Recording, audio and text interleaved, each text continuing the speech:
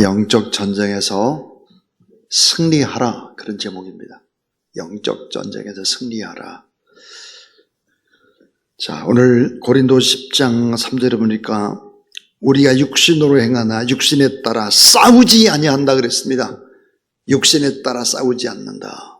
우리의 싸우는 무기는 육신에 속한 것이 아니다. 오직 어떤 견고한 진노 무너뜨리는 하나님의 능력이다 그랬습니다. 아주 악한 사단의 세력이 견고한 진지를 구축했습니다. 이 견고한 진지, 이거를 무너뜨리는 하나님의 능력이다 그랬습니다. 그래서 하나님의 능력으로 영적 전쟁에서 승리하는 여러분 되길 주의 이름으로 축원합니다. 에베소 6장 12절에 보니까 우리의 싸움은 혈과 육을 상대하는 것이 아니다 그랬습니다. 악한 세력들, 그 악한 세력들을 우리가 대적해서 싸워야 되는 것이다. 일본은 800만 우상의 나라입니다. 일본의 집에 가면 전부 다 신이 있죠. 신. 별무 잡신들이 많습니다. 자, 신을 모시는 신사가 가득한 나라. 일본은 사람을 천왕으로, 하늘의 왕으로 모시는 그런 나라이죠.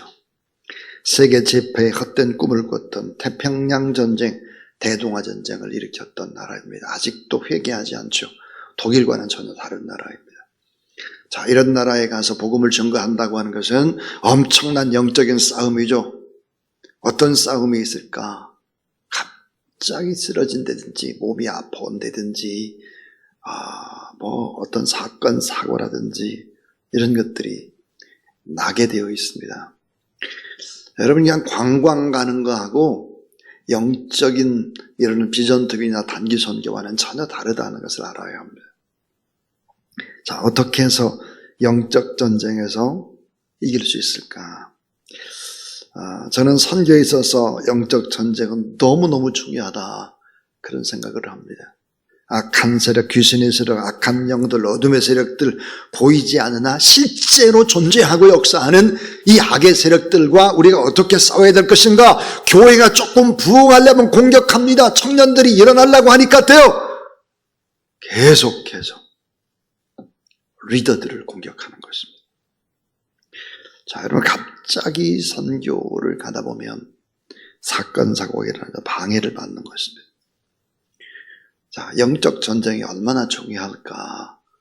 그 첫 번째, 영적 전쟁의 중요성입니다. 자, 영적 전쟁은 하나님께서 강조하신 전쟁입니다. 구약 성경에 보니까 하나님을 얻어보니까 싸우시는 하나님입니다. 싸우시는 하나님. 구약 성경을 읽어보면 마치 성경이 전쟁의 책이고 하나님이 전쟁의 하나님인 것처럼 느껴질 정도로 영적 전쟁을 강조하는 것입니다. 자, 영적인 전쟁이다. 이건 너무너무 중요한 것이다.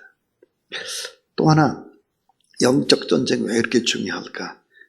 이 그리스도인이 된 순간부터 영적 전쟁에 돌입하는 것입니다. 왜? 우리가 하나님의 자녀이기 때문이죠. 하나님의 자녀를 내버려두면 큰 일을 합니다. 자, 예수 그리스도를 영접하는 순간부터 본인이 원하든 원치 않든 간에 영적 싸움이 시작이 되죠. 왜요? 영적으로 성장을 하려면 이 싸움에서 이겨야 되는 것입니다. 자, 선교지에 교회가 세워졌어요. 그리고 성장하는 것은 영적 전쟁에서 승리한 결과이기 때문이죠. 교회는 그냥 막 세워지는 것이 아닙니다. 우리 제이슨 선교사님 또 제반 선교사님 기도 많이 하는 분들이기 때문에 교회를 세우는 거예요. 여러분, 교회는 그냥 세워지는 것이 아닙니다. 교회는 목숨을 걸어야 합니다. 목숨을 걸지 않고 교회가 되는 경우가 없어요. 교회를 내부적으로 자세히 들어보면 교회는 그냥 저절로 성장하지 않아요. 그래서 영적인 여러분 스스로가 성장하고 성숙하거나 선교지에 교회가 세워진다고 하는 것은 그 지역을 장악하는 악한 세력과 선교사님이 싸워서 이겼기 때문에 교회가 세워지는 것이고, 그리고 이겼기 때문에 세례를 받는 거예요. 그 신앙을 영적 대결의 한 부분으로 인식하지 못하면 성장하지 못하죠. 사탄은 종교적 행위에 눈 하나 끔찍하지 않아요. 이 사탄은 우리가 승리하는 삶, 거룩한 삶을 살아서 하나님의 능력을 드러낼 때 위협을 느끼는 것입니다. 그래서 영적 전쟁은 이렇게 중요하다 하는 거예요. 이게 첫 번째 얘기였어요. 두 번째예요. 이 사단이 공격하는 목표가 분명합니다. 자, 사단의 공격 영역, 그 목표, 그 목적이 뭘까 하는 것입니다. 그것은 사탄이 여러분 어디를 공격할 것 같습니까? 맨 먼저 중요한 것은 사탄은 자, 총알 하나로 땅 쏘아가지고 그 사람이 그냥 딱 죽는 방법, 한 방으로 해결하는 방법, 그런 공격을 하죠. 이 사단은 어디를 공격할까? 인간의 생각입니다. 자, 머리에 총을 맞으면 거의 죽어요. 생각이에요, 생각. 부정적인 생각, 안 된다는 생각, 비판적인 생각, 악한 세력들이 공격하는 것입니다. 여러분, 이 마귀는 또 공격하는 것이 뭘까요? 마음입니다, 마음. 여러분, 총을 빵 쏘면 심장 맞으면 그냥 죽어요. 그래서 결국은 어디를 공격하느냐? 인간의 생각과 마음을 공격하죠. 그래서 뭐예요? 하나님의 뜻이 무엇인지를 모르게 만드는 거예요. 모르게. 그렇게 혼동하게 만들고 죄를 짓게 만들고 좌절과 실망감을 심어주는 일을 계속하는 것이죠. 이 사탄이 가장 활개를 치는 영역이 어딜까요? 그것은 바로 마음입니다. 마음과 생각. 이 마음을 공격하죠. 계속해서.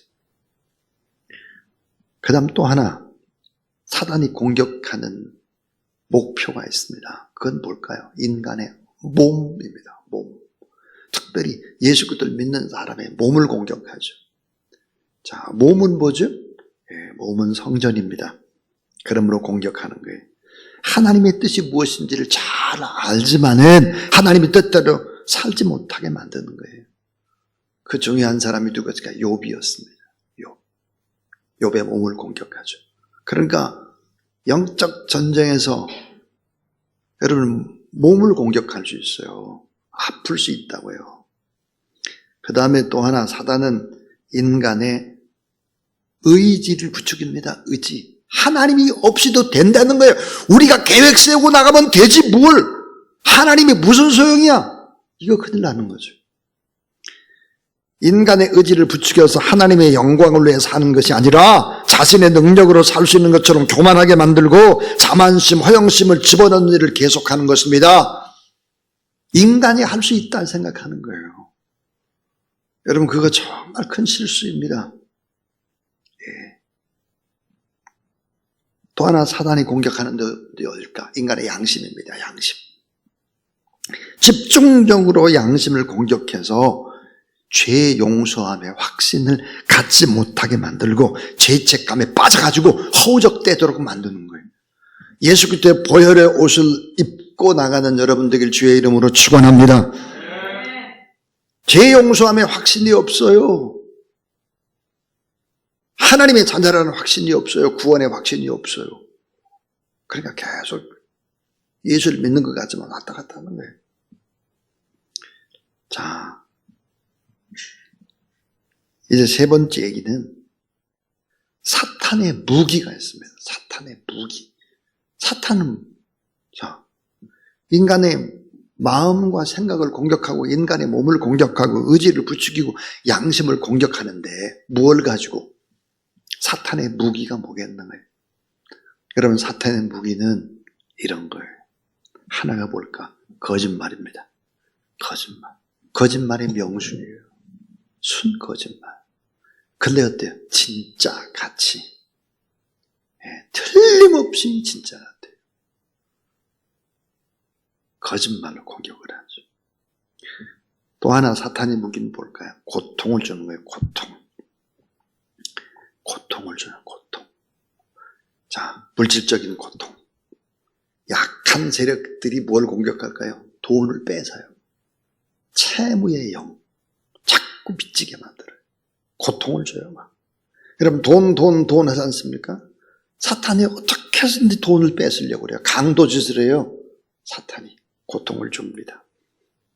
이 사탄의 무기는 뭘까? 인간을 어때요? 교만하게 만들어. 자기가 뭔자 됐냐 껍죽거리고 그래요. 교회는 어떤 곳입니까? 교회는 그저 겸손하고 주님의 십자가를 붙드는 것인데 뭐가 된 줄 알아. 이 교만한 거죠. 그렇게 부추겨요. 마귀의 무서운 무기입니다. 여러분, 이 악한 사탄의 무기 가운데 최첨단의 무기가 있어요. 그게 뭘까요?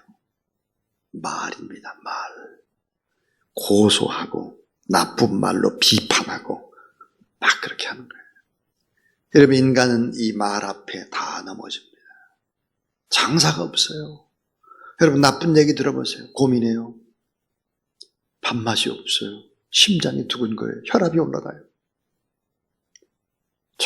정말 말 조심해야 돼요. 말 조심.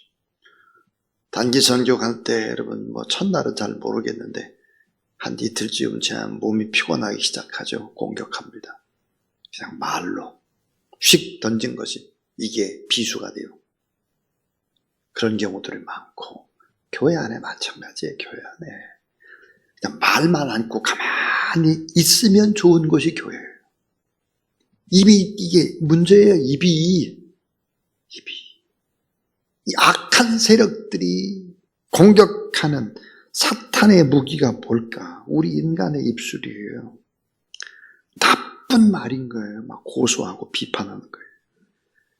막 교만하도록 뭘 부추겨요. 막 뭐가 됐냐 말이. 고통을 주죠. 거짓말. 뭘 뺏어요. 이게 마귀의 무서운 무기다는 거죠. 그럼 마지막, 자, 네 번째예요. 자, 영적 전쟁에 승리하기 위한 전략이 뭐겠다는 거예요. 영적 전쟁에 승리하기 위한 전략이 뭘까? 여러분, 이거 참 깊이 생각해야 돼요. 그 첫 번째가 뭘까? 그것은 하나님의 말씀입니다. 하나님의 말씀. 자, 영적 전쟁에서 왜 하나님의 말씀이 그토록 중요할까? 영적 전쟁에서 말씀은 공격용 무기도 되지만 방어용 무기도 되는 거예요. 성령의 검, 곧 하나님의 말씀을 가지라. 말씀으로 공격을 해야 돼요.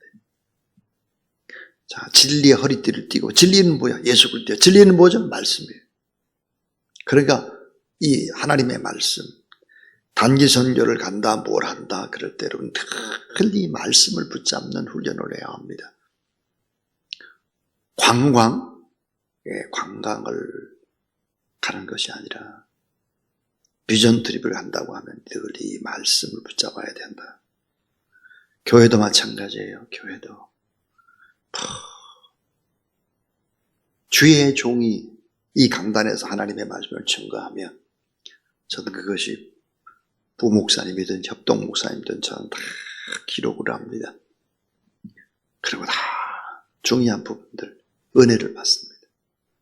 뭔 교만해가지고 그렇게 따지고 뭐라고, 이게 잘못된 거예요. 이게. 당신의 방어책 뭘까? 하나님의 말씀이에요. 이 하나님의 말씀을 제대로 붙잡지 않아가지고 넘어진 사람이 누굴까? 하와죠. 하와. 또 당신의 방어책은 뭘까? 따라하세요. 감사와 찬송. 감사하고 찬송해야 돼요. 감사, 찬송. 우리 교회 주보의 제1번이 감사합니다. 감사 찬송해야 돼요. 감사 찬송.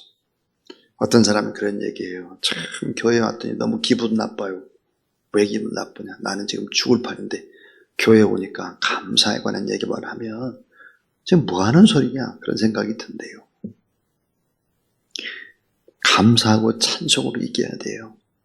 욥이 여러분 하나님 앞에 감사합니다.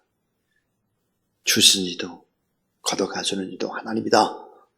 감사하고 찬송해야 이겨요. 또 하나 참 중요한 것인데 이게 성령의 능력을 의지해야 돼요. 성령. 다윗이 성령을 의지하지 않고 자신의 힘으로 뭔가 하려고 하니까 여러분 자꾸 인구조사나 하고 그리고 자꾸 뭘 늘려요? 군대를 늘리고 이러죠. 그것이 아니라 성령 하나님을 의지하고 성령 충만한 그런 여러분 되길 주의 이름으로 축원합니다. 자, 예수 그리스도 이름이에요. 예수님의 이름. 예수님의 이름, 예수 그리스도의 보혈입니다. 예수의 보혈의 옷을 입고 예수 그리스도의 이름 권세로 믿음으로 나가는 것이죠. 그래서 참 영적 전쟁에서 정말 중요한 것은 뭘까? 외부에 있지 않아요. 내부 교란 작전을 씁니다. 내부 교란 작전이에요. 참 이런 큰 바위 때문에 걸려 넘어지는 것이 아닙니다. 작은 돌부리예요. 작은 돌부리. 내부 교란 작전이에요. 마귀가 내부. 그래서 여러분 서로 간의 뜨거운 연합, 영적 전쟁에 너무 중요하죠. 영적 전쟁에서 제1의 원칙이 성령과의 연합이라면 제2의 원칙은 함께하는 동역자들과의 연합입니다. 연합이 되지 않으면 지는 거죠. 자, 이제 제가 4가지 얘기를 했어요. 영적 전쟁은 왜 그렇게 중요하냐 하는 얘기였습니다. 또 사탄의 공격 영역 그 목적이 뭐냐 하는 얘기였습니다. 사탄의 우리를 공격하는 무기가 뭐냐 하는 얘기였어요. 그 다음 우리가 이길 수 있는 방어책, 승리의 이 전략이 무엇이냐 하는 얘기를 간단하게 했습니다. 자, 이 내용은 사실은 2시간 강의를 해야 되는 것인데 그냥 압축했습니다. 우리 청년들이 이제 단기 전교를 갑니다. 전 일본에 여러 번 다녀왔습니다. 또 일본에 대해서 많이 아는 사람 가운데 하나입니다. 왜냐면 저의 고모부가 일본에 사셨고 고모와 고모부가 저의 또 사촌 형이 또 일본에 가셔서 또 일본에서 아내를 만나서 살고 계시고 그래서 일본에 관한 부분들을 알게 됐죠. 저 사실은 처음에 대학을 들어갈 때 영어 영문학과 들어가지 않았어요.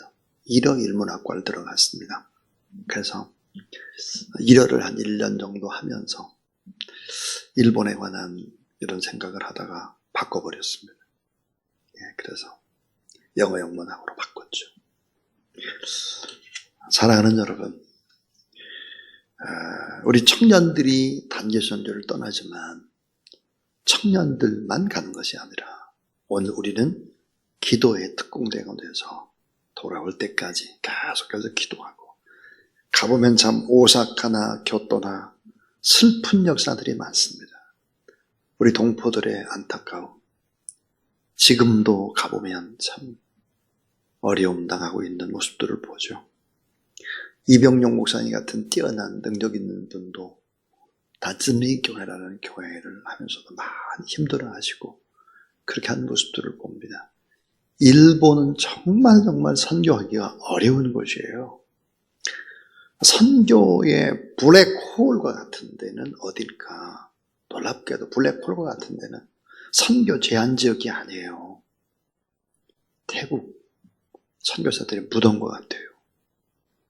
일본도 마찬가지입니다. 일본도. 이 어려운 지역에 우리 청년들이 갔는데 이 밤에 우리가 뜨겁게 간절히 기도하고 잘 볼것을 보고 돌아오고 우리 대한민국의 슬픈 역사도 보고 또 일본의 참 안타까운 현장도 좀 보고 근데 일본은 왜 그러면 세계 제패의 꿈을 꾸고 일본을 선진국이라고 할까? 자세히 들여다보면 우리와는 조금 다른 모습들을 보게 됩니다. 그래서 그런 것들을 한번 눈으로 보고 돌아오면 참 좋겠고 저는 또 하나의 꿈을 꿉니다. 그 꿈이 뭐냐면 우리 청년들도 힘을 얻지만 다즈미 교회 때문에라든지 여러분이 만나는 일본 사람들이라든지 일본에서 겨우겨우 힘겹게 신앙을 유지하고 있는 교포들이라든지 우리 목사님이 여러분 때문에 힘을 얻게 되는 놀라운 일들이 일어나게 되길 주의 이름으로 축원합니다.